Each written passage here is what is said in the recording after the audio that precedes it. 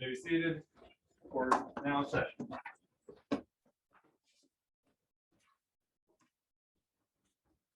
The court will now hear the case of the IMT versus Rudolph Hess, led by Justice Nissa Ahmed and Justice Ula Tacha. We will now hear the prosecution's opening statements. Please approach the stand.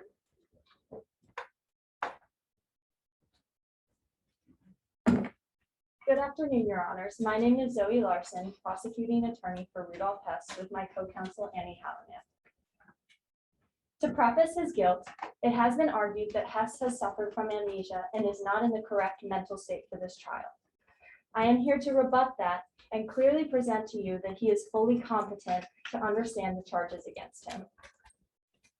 Hess said in his pretrial testimony that he was fully competent to participate in the trial, and after a series of tests done before trial, he has been proving to be mentally competent.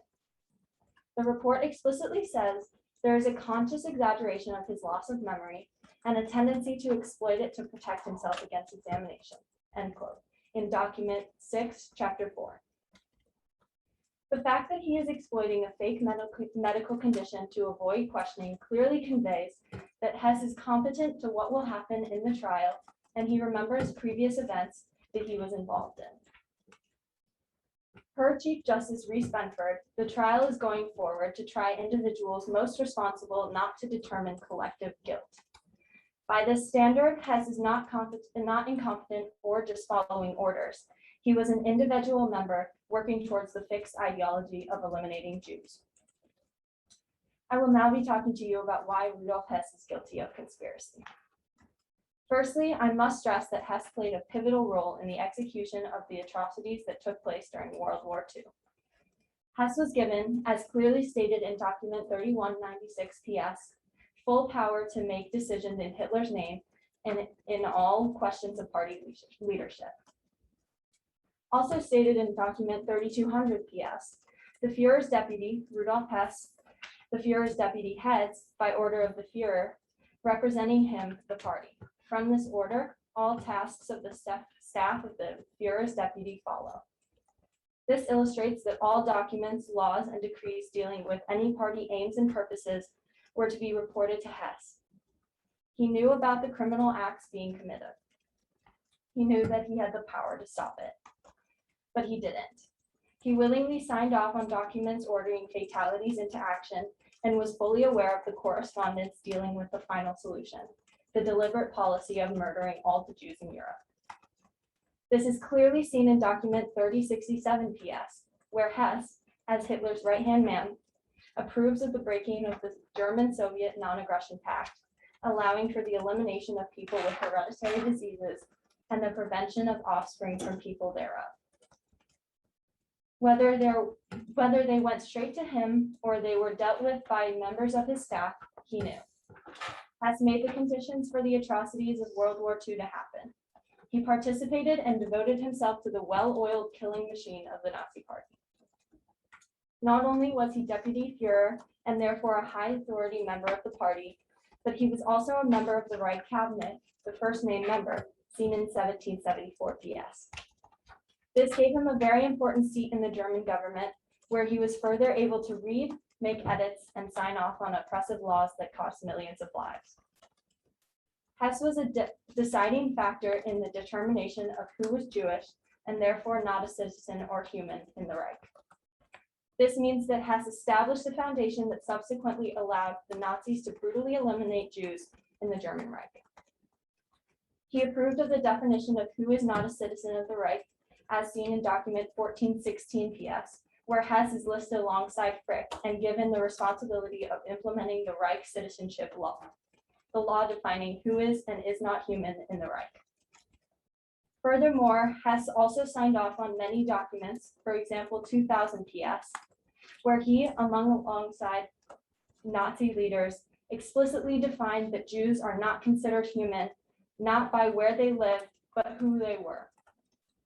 In document 3198 PS, an announcement from Hitler, Hess is allowed to wear SS Lieutenant General's uniform and is a member of the SS, therefore stating that he is directly involved in a criminal organization.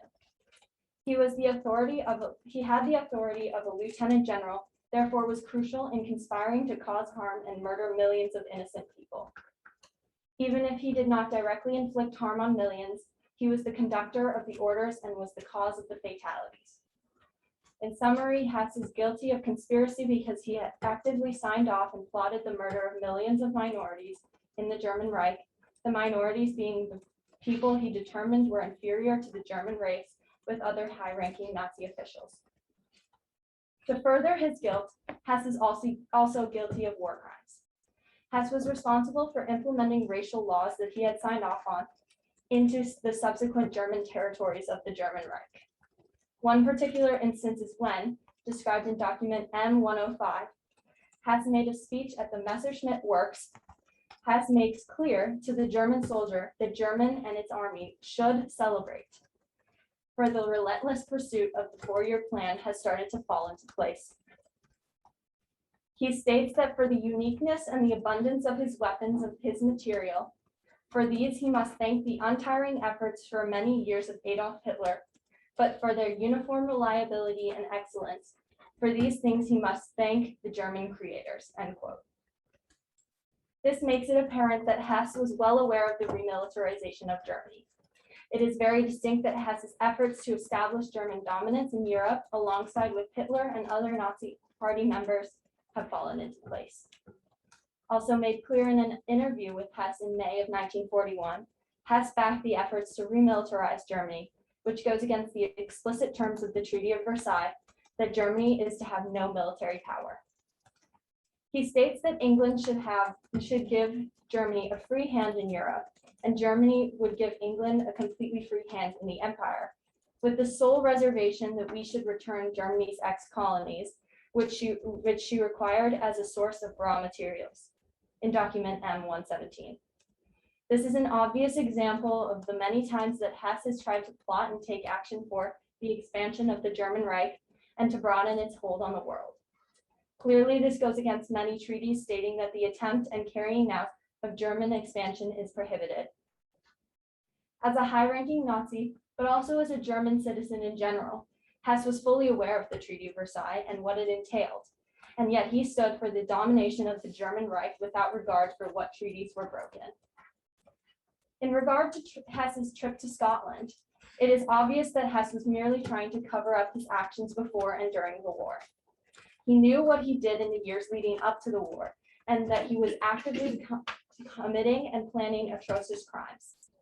He flew alone to Scotland in 1941, at the same time that Hitler was expanding the theaters of war in the East, and not looking for peace or to surrender. This conveys that when Pfaff states, quote, Hess undertook this extraordinary flight in order to prevent further bloodshed, that it is in fact false, because the state has not backed Hess's journey to Scotland, found in document A1 of the Defense's evidence book. His visit was not permitted by the state of Germany, and his mental capacity was even questioned by Goebbels to undermine the challenge to German war morale. This is evidence he knew what was happening was wrong. He knew he was a leader for almost 20 years, and he was trying to cover it up. If Hess's motive to go to Scotland was to stop violence, then he merely would have had the German Reich abide by the Treaty of Versailles, which, from the beginning, was the goal of the treaty. Thus, it is apparent that Hess was trying to save himself instead of negotiating peace. To finalize, Hess was fully aware of the plans to expand German Reich territory, and he actively represented the goals despite them being explicitly against important treaties. While the Treaty of Versailles may not have been perfect, it cannot be blamed for German actions. Germany has many other ways to respond. Economic depression was worldwide. Every other country found ways to address it without committing the crimes it did. Thank you. Good afternoon, Your Honors. My name is Annie Hallinan, and I am here today with my co-counsel, Zoe Larson, to prosecute the defendant, Rudolf Hess, on 4 counts: conspiracy, crimes against peace, war crimes, and crimes against humanity. I will focus on crimes against the peace, followed by crimes against humanity. I will first be discussing how Hess violated international treaties. First, he violated the morality of the law not just through murder, but murder based on political, racial, and religious discrimination. As written in Affidavit F, Hess attended a meeting at the Brown House, the Nazi Party's headquarters in Munich, to discuss the murder of prisoners who mutinied against Hitler. Additionally, Hess violated the Treaty of Versailles through the Anschluss, the Kellogg-Briand Pact, and the Treaty of Saint-Germain by invading Finland and Poland, according to document M-107. He sought to expand the Eastern German borders into Poland in order to attain Lebensraum, or living space, for who he and the Nazis considered true Germans, as detailed in document 3204 PS. The crimes against the peace charge is specific to Hess because he was one of the first men in Austria, which helped create the conditions for the Anschluss. This was only the initiation of more aggressive war. Hess was able to wage aggressive wars because he was one of the first men in Austria. In short, he was able to create the conditions for not only the Anschluss, but all aggressive wars that ensued despite not being physically present, and instead serving time in a prison in England. Details on the invasion can be found in documents 36, 67 PS, and 2307 PS. Friedrich Rainer, another member of the Nazi Party, said that the Anschluss of March 11, 1939 was successful, meaning it went according to the Nazi Party's plan, incorporate Austria into the German Reich. Hess contributed to this success. Now, it is paramount that I mention Hess's involvement in the T4 program, more commonly known as the murders of disabled people in Germany. Hess is guilty of the extermination of hereditarily disabled persons by virtue of his position in the Nazi Party. In particular, he used T4 as a stepping stone to execute the final solution, as it was only the beginning of one of the most monstrous and inhumane crimes in history, the solution to the German question. Through the T4 process, Hess discovered effective methods to disguise the murders, invent gas chambers, and try murder as a state policy for the very first time. Unfortunately, it worked, which is why Hess was able to expand T4 into the solution to the Jewish question under the Racial Policy Division overseen by Dr. Walter Gross, as mentioned in document 3163 PS. Hess's involvement constitutes the majority of his guiltiness under the Crimes Against Humanity charge, as he, along with the Health Department, was responsible for the extermination of religious and hereditary minorities and chronically ill patients with mental and/or physical disabilities. The annihilation of these people was manifested through mass shootings, mass executions in underground gas chambers, detention of German Jews to concentration camps and death marches, and more unthinkable exploitative demands approved, ordered, or executed by Hess. To dig further into this charge, as mentioned in document 2386 PS, the guilty officials, including doctors, attendants, guards, and assistants, should be punished out on murder charges. Hess is guilty to the same degree as any of the aforementioned parties, as he created the conditions to successfully execute the final solution.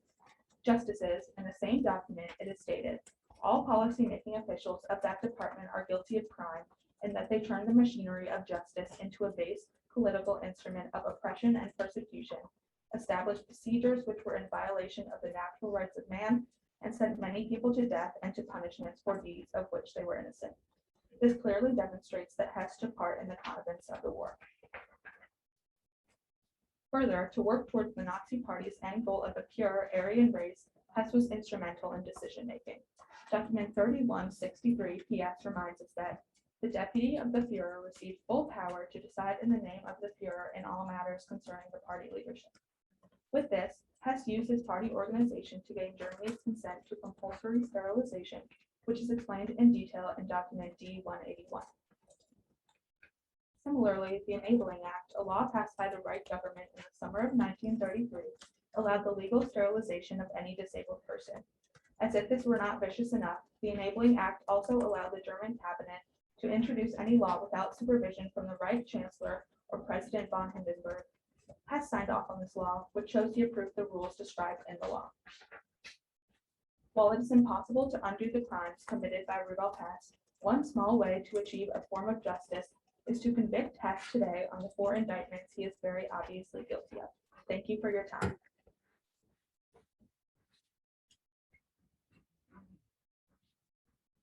We will now hear the defense's opening statements. Please approach the stage.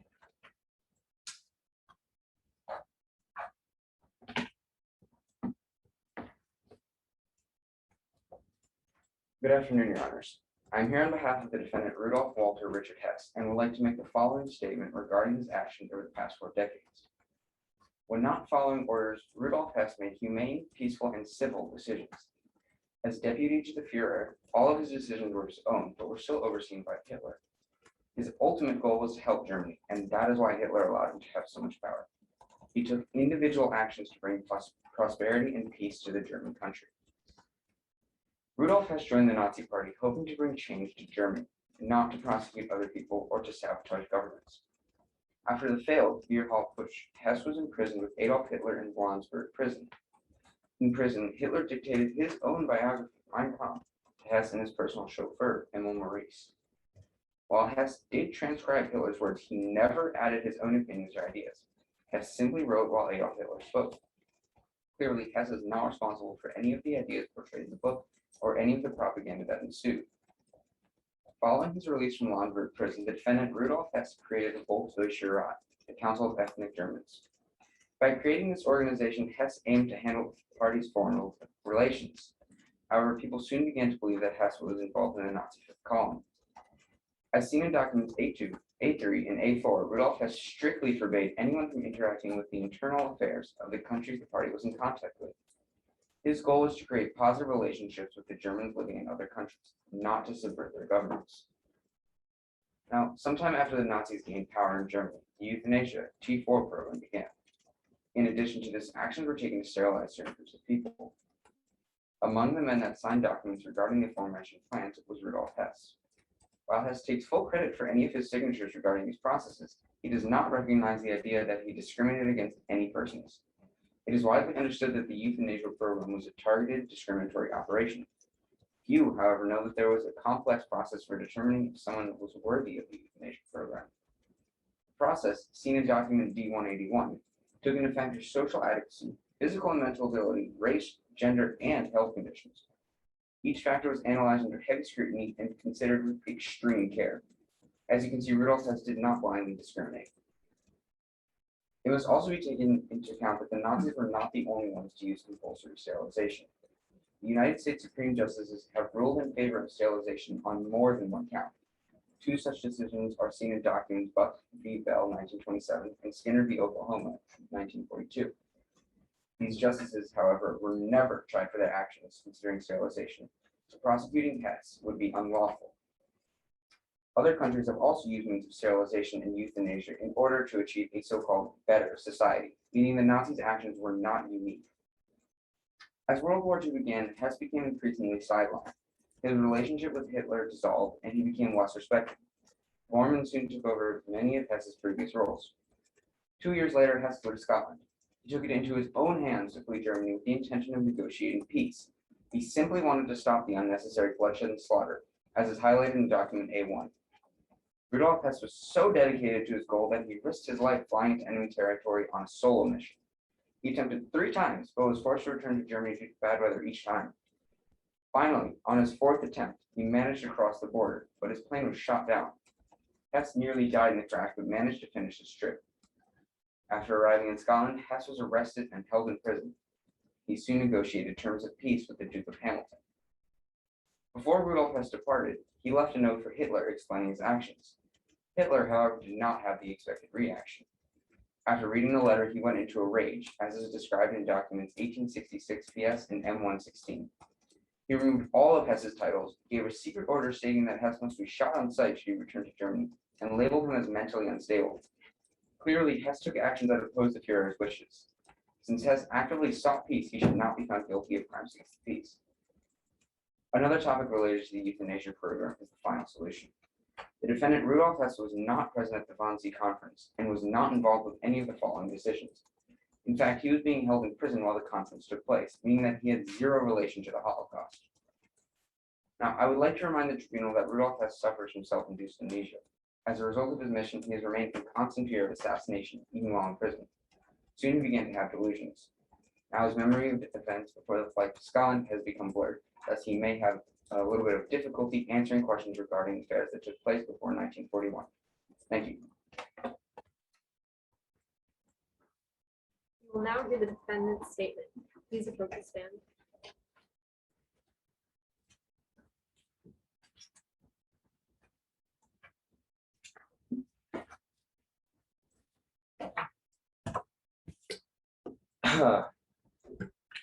I, Rudolf Hess, am a World War I German Air Force veteran, a German citizen, and a former member of several councils that I joined to help rebuild my nation. I was born in Alexandria, Egypt in 1894 into a wealthy and Bohemian-oriented family that immigrated from Egypt to Germany.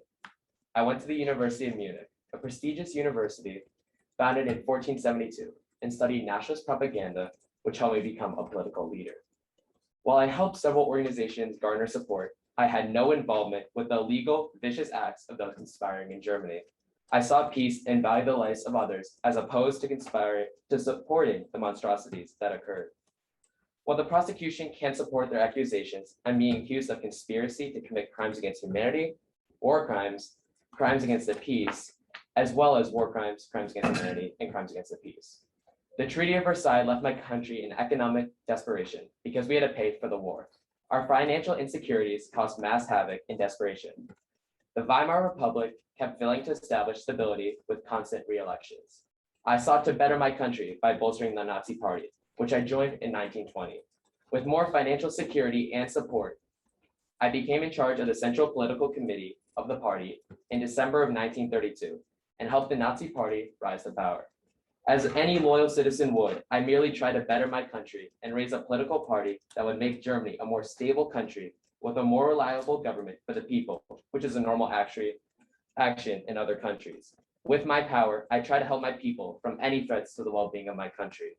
The SA, an organization that had over 2 million people, was not the most supported among German citizens due to their violent demeanor and actions. Wanting to help with the safety of my people, I urgently made an order in August of 1934, where I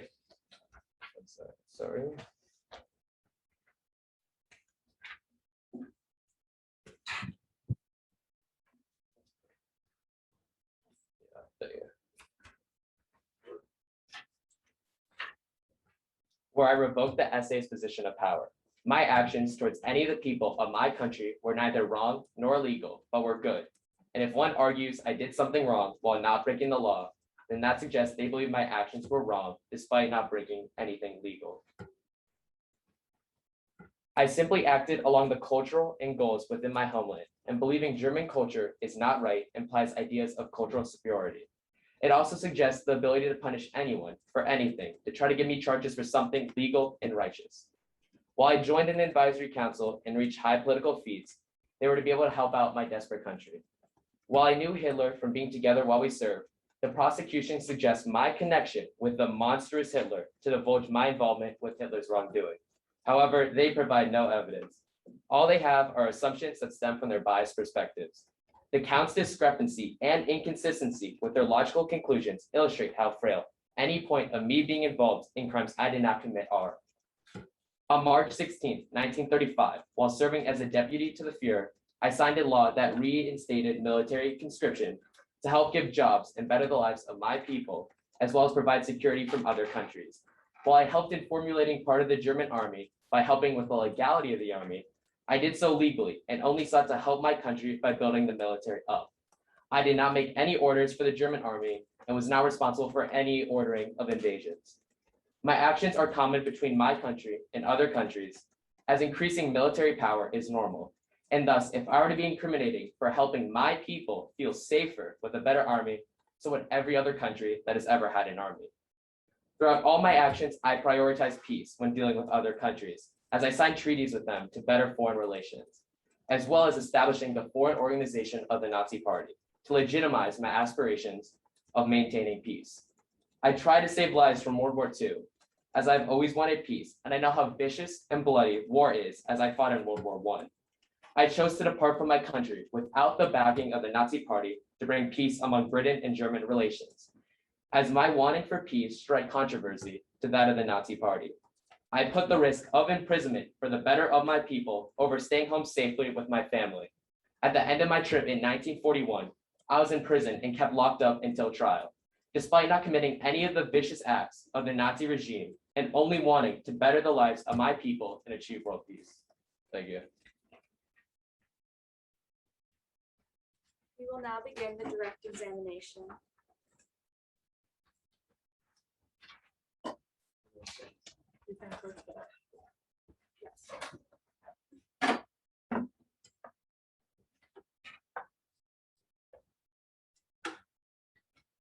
Hess, what prompted you to join the Nazi Party? I decided to join the Nazi Party in 1920 because I saw it to help with the well-being of my country. I fought in World War I because I wanted to help fight for the well-being of my people, and I felt as if it would be a good idea to join the Nazi Party. I also joined the Fuel Society and Colonel von Epp's Free Corps prior to joining the Nazi Party to further help my country. And what role did you play in the early stages of the Nazis' rise to power? And the Nazis' rise to power, I helped with executive orders, among other activities to help them rise to power. However, it was all through legal action, and I did so believing that it would help the betterment of my people following the economic depression of the Treaty of Versailles. Did you promote the Nazi Party? I did promote the Nazi Party. However, I did so believing that my country needed the Nazi Party to thrive. I believe so because our country was economic desperation, as I said before, as well as the instability of the Weimar Republic, as there were constant re-elections, and I felt as if our party or some party needed to rise to power to help with the stability of our country. Now, do you think you are to blame for the actions of the Nazi Party as you helped the Nazi Party gain power to do what they did? I don't believe that me helping the Nazi Party rise to power defines my influence on the Nazi Party, because I in reality did not make those decisions that did break any treaties, if anything else. Because if one argues that me helping set the prerequisites for the Nazi Party to be in power, then you can argue that countries that helped make the Treaty of Versailles helped the Nazi Party rise to power, and thus every country or multiple countries are responsible as well. Would the tribunal please look at documents Buck v. Vale 1927 and Skinner v. Oklahoma 1942 while listening to this question? Mr. Hess, were you aware that the U.S. Supreme Court justices were taking the same actions as the Nazis regarding euthanasia and sterilization? I did hear that, yes. And do you feel that you should be punished for the same thing that the Supreme Court justices were not punished for? I don't think that makes sense because that leads to subjectivity. And if there's subjectivity within law, it doesn't make any sense. Because at that point, you can arbitrarily decide to punish whoever you want and see fit, as opposed to actually dealing with laws, because laws are meant to be the absolute. What role did you play in Nazi foreign relations? I helped establish the foreign organization of the Nazi Party, and I was also a member of the VDA and DAI. All these three organizations revolved around bettering foreign relations, as well as helping unite people of German descent around the globe. However, it's a big misconception that these sort of organizations revolved around fifth column activities, because in reality, the sole objective, as already mentioned, was to help better German relations among other countries, as well as connect people of German descent around the world. And in addition, I also felt as if I should do this because I saw peace and felt as if it'd be good to better foreign relations. Can you confirm that documents A2, A3, and A4 are accurate representations of your actions regarding foreign relations? Yes, I can. And as a final question, why did you travel to Scotland in the middle of the war? In 1941, I felt as if the war was getting quite bloody and vicious, and I have a firsthand account of how bad it is as I fought in World War I. So I felt as if I should try to make better relations among Britain and Germany to save the lives of my people, as well as people in Britain. Because of this, despite not having backing from the Nazi Party, as was my sole seekment of peace, as opposed to the Nazi Party, I individually flew to Scotland in 1941 to help better relations. However, despite that, when I landed there, I was imprisoned until trial for solely having a connection with the Nazi Party, despite not in reality committing any of the vicious acts of the Nazi regime.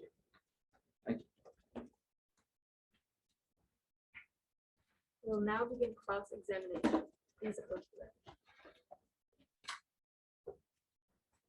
Mr. Hess, first and foremost, in document 1416 PS, you agree to issue the necessary legal and administrative decrees to carry out the Reich citizenship law. Is that correct?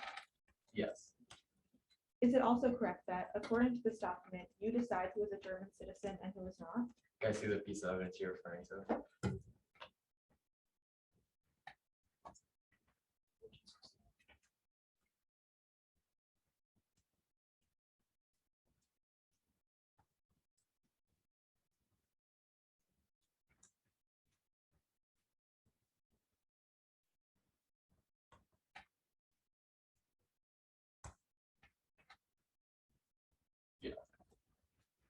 Isn't it true that, per this document, you determine who is subhuman and who is not? I think that my actions regarding who I decided was human or not and who is within like the German universal obligation was all reflective of my German culture. And I feel as if you're judging my opinions regarding perspectives on other people, then in reality, you're saying that German culture is not good. And that implies ideas of cultural superiority. And I think that that's not a great idea, because then besides from believing that your culture is better, at the same time, if you're to try to punish me for believing certain beliefs, at the same time, then you can punish anyone for believing anything, even if it is justified. Is that a yes or no? I'm sorry, if you repeat your question, Maria. Isn't it true that for this document, you determine who is subhuman and who is not? Yes. And who were those you determined to be subhuman? People who I did not believe were of German descent, and Mr. Hess, as mentioned in document 070 PS, you were fully aware of the correspondence to abolish religious practices in schools and instead replace them with National Socialist ideas and mottos. Is this accurate? yes, however, I don't think it's illegal or wrong, because it was within my country and it was not, So it's correct. yes, it is, and it was not abolishing any laws Okay, within my thank country. you. By doing this, were you training children to adopt National Socialist ideals? I don't think so, no, So it's a no. no. Mr. Hess, as mentioned in document 2000 PS, did you or did you not sign the law for the protection of German blood and honor, showing you approved of the complete separation of non-Jewish Germans and German Jews?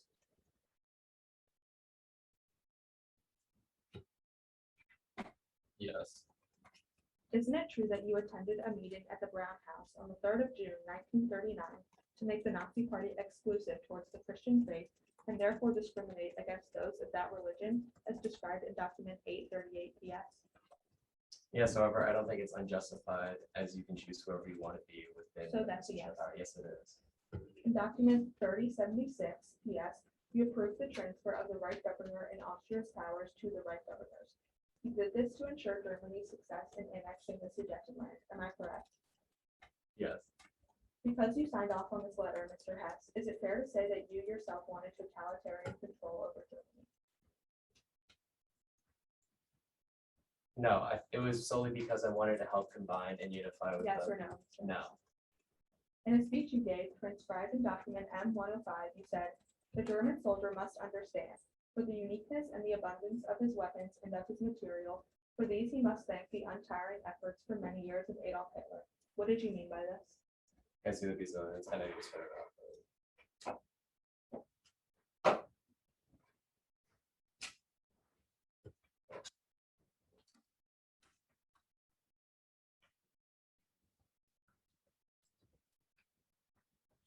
I did say this, however, I don't believe that the quote accurately reflects everything, as it's taken out of context to some extent. So It's that not is entirely- correct. Yes, In document 3077 PS, you signed off on a letter stating that the Constitution of the Free City of Danzig is canceled with immediate effect. Why did you take away the rights of the people of Danzig?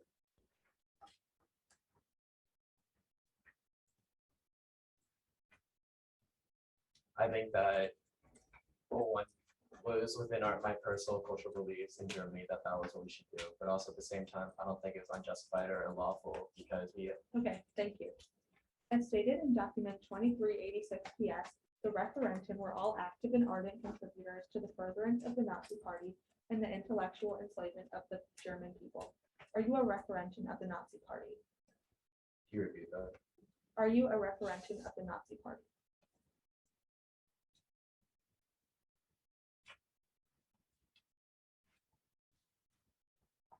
Yes, Are you saying that you furthered the Nazi Party to intellectually enslave the German people? I think that the language that you use is Is it incorrect. a yes or no, Mr. Hess? I don't think it's either. In a joint statement by George S. Messersmith and Raymond H. Geist in document 2386 PS, they state, "Responsibility for and guilt in the crime of aggression committed by the National Socialist Government of Germany rests not only upon the highest officers of the German Reich, but in relative degrees also upon numerous subordinate functionaries." Do you consider yourself a member of the National Socialist Government of Germany? Yes, however, I was not involved in that particular instance. Is that a yes? Your time is up.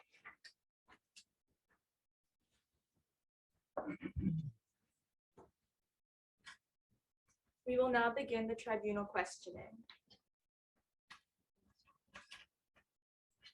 Mr. Hess, what was your relationship to Hitler outside of being deputy to Führer, such as what were your direct responsibilities? My direct responsibilities with Hitler, initially I was his deputy, as you mentioned before. However, we grew apart as I saw peace relative to him wanting more confidence, and because of that, we struck controversy and our relationship ended badly. Okay. Did you transcribe Mein Kampf knowing it would be used to spread Nazi ideology against the Jews? No, I transcribed the book to help Hitler out. However, I did not know his intentions in the moment. Mr. Hess, did you know about the qualifications of who qualifies as an imbecile and therefore has to undergo sterilization? No, And when you signed off on the documents about the euthanasia program and sterilization, were you aware that this would lead to much more for the Nazi Party? no, Were you aware of the final solution to the Jewish question, and what was your role in implementing it? I wasn't aware of the full contents. However, I was not involved in it. And why did you go to England without telling anyone? Was the purpose of this trip to negotiate peace with the UK and France so Germany could focus on their attacks eastward? The sole purpose of me flying to help in 1941 was to better foreign relations. It was not me leaving the country, or else I would have taken my family with me. What was the reason for keeping the euthanasia program a secret?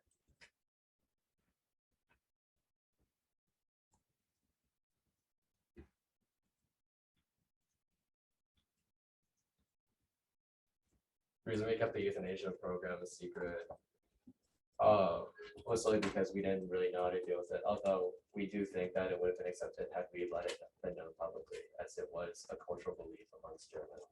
And did you not think something was wrong about what we were doing when you realized you had to keep it a secret from the general public? No, I believe that it was all in accord to the beliefs of the German culture that I grew up in, as it was as it corresponded to the beliefs that everyone else surrounded by. And a question for Attorney Streitzer. You mentioned that when Hess was not following orders that he did the right thing. Does that mean that you mainly place the blame of what he did, like the euthanasia T4 program, on his orders? No, I place the blame on the people surrounding him, such as Hitler and other high-ranking officials.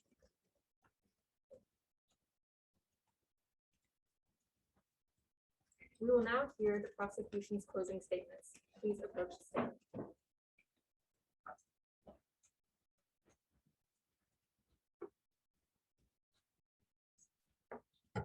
To finalize, it is imperative that you understand that Hess is guilty of all 4 counts. He laid and executed the framework for the Nazi Party to commit atrocious acts against Jews, heavily contributed to the T4 program and the final solution, violated international treaties of peace, and violated treaties preventing destructive war. To reiterate what was said in our opening statements, per Chief Justice Reese Benford, the trial is going forward to try individuals most responsible, not to determine collective guilt. The defense clearly stated in their opening statement that all decisions made by Hess were, quote unquote, his own under Hitler, meaning throughout all the times he signed off on any laws, treaties, and decrees, his choice to sign was his own. I must restate that in a report of the test of mental state, it was clear that there is a conscious exaggeration of his loss of memory and a tendency to exploit it to protect himself against examination. He knows the vicious acts that he aided and committed. The defendant said that he was not affiliated with Hitler and his regime.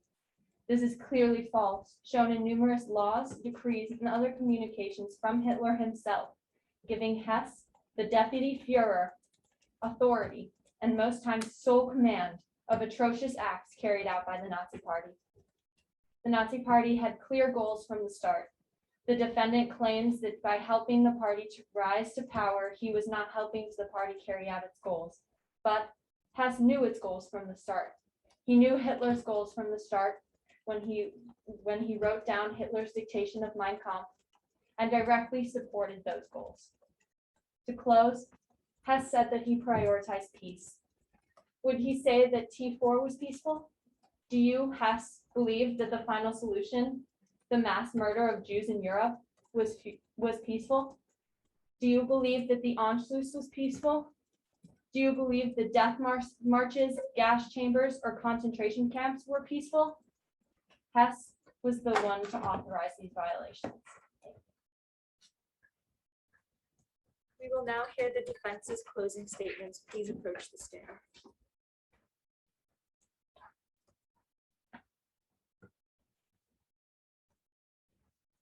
Hello again. I would now like to highlight some of Hess's actions regarding the Nazi regime. Rudolf Hess's actions were entirely legal. He stayed within all boundaries of German law, as running a political party is not illegal, nor is being in a position of power. He respected all, including those outside of Germany. The prosecution has failed to present evidence that depicts Hess prosecuting the Jews specifically. He supported ethnic Germans living in other countries and respected all governments. On multiple accounts, Hess has forbidden people from taking actions that would be detrimental to foreign relations. Rudolf Hess did not discriminate when signing laws regarding sterilization. None of his decisions were influenced by any biases. The T4 program was a complicated process. Additionally, Hess only signed the documents. He was not a founder of that process. Rudolf Hess's actions were not unique. As was presented in the motion on behalf of all defense, the United States Supreme Justices have ruled in favor of sterilization on more than one count. Other countries have also used sterilization and euthanasia as well. Rudolf Hess made his own decision to leave Germany. He understood that the unnecessary bloodshed and slaughter needed to be stopped. Relating to his own decisions, he attempted to aid the German country. He has loved Germany and has aspired to build its wealth again after the Treaty of Versailles. He wanted nothing more than to provide a peaceful and stable future for Germany. Thank you. We will now debrief after hearing the arguments of the defense and prosecution. All rise.